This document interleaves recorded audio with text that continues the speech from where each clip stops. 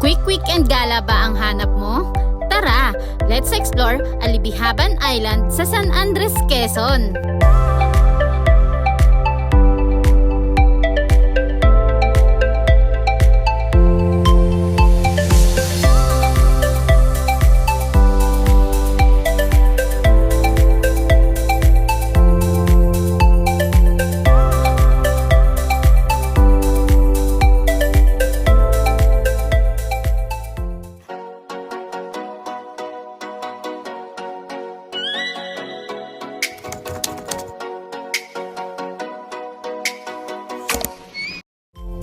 We booked this trip through Take Me to Venus Travel and Tours.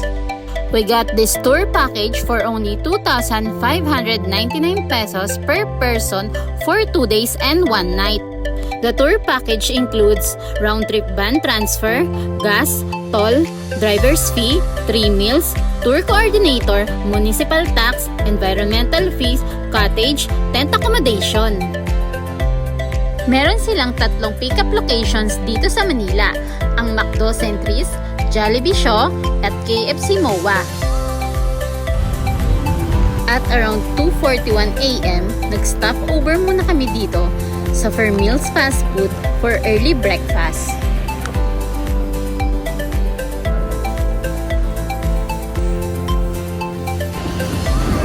We arrived at San Andres Port at 7 AM.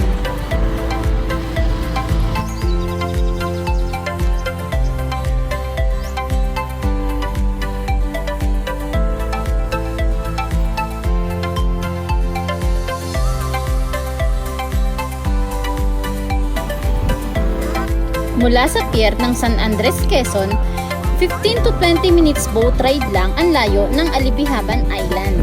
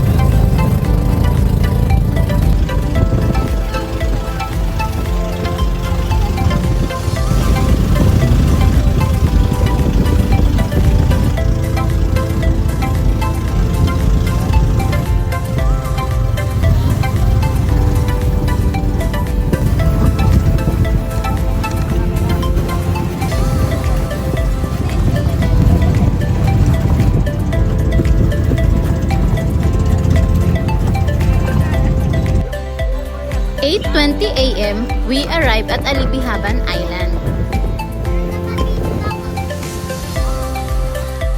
May 2 to 3 minutes walking distance ang camping site from the shore.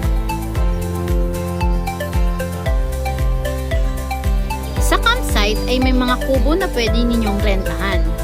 Price ranges from 2,000 to 4,000 per room per night. Kailangan nyo lang siyang pa-reserve ahead of time.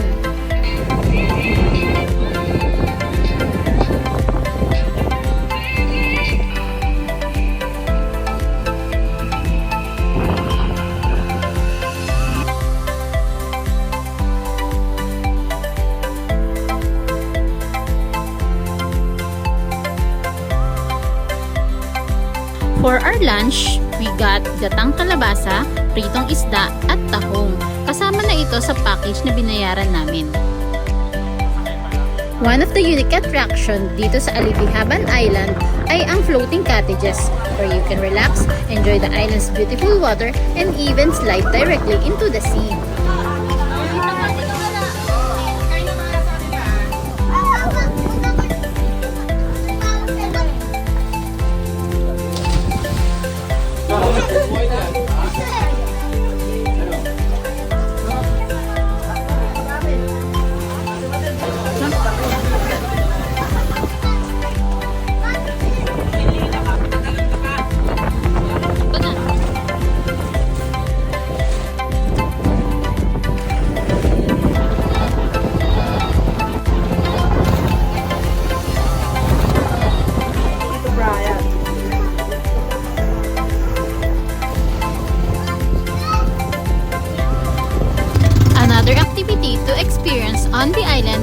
exploring the mangrove forest and sandbar.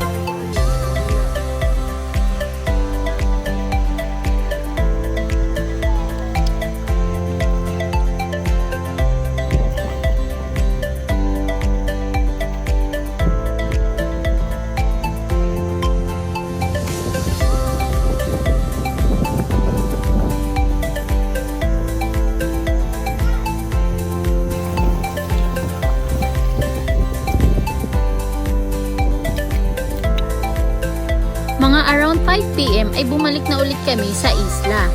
Dinner was served at 7 p.m. Walang kuryente dito sa isla. Gumagamit sila ng mga solar panels at generators. Ang pag-charge ng mga devices at gadgets ay may bayad from 30 pesos to 50 pesos.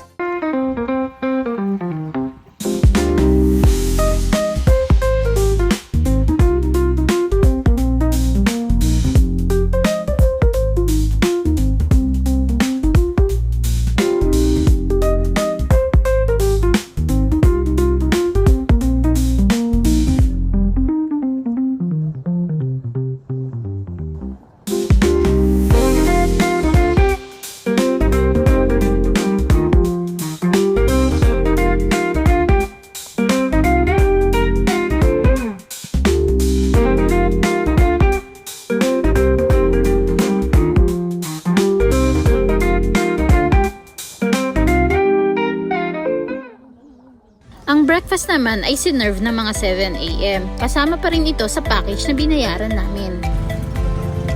10 a.m. ay bumiyahin na ulit kami pabalik ng port sa San Andres.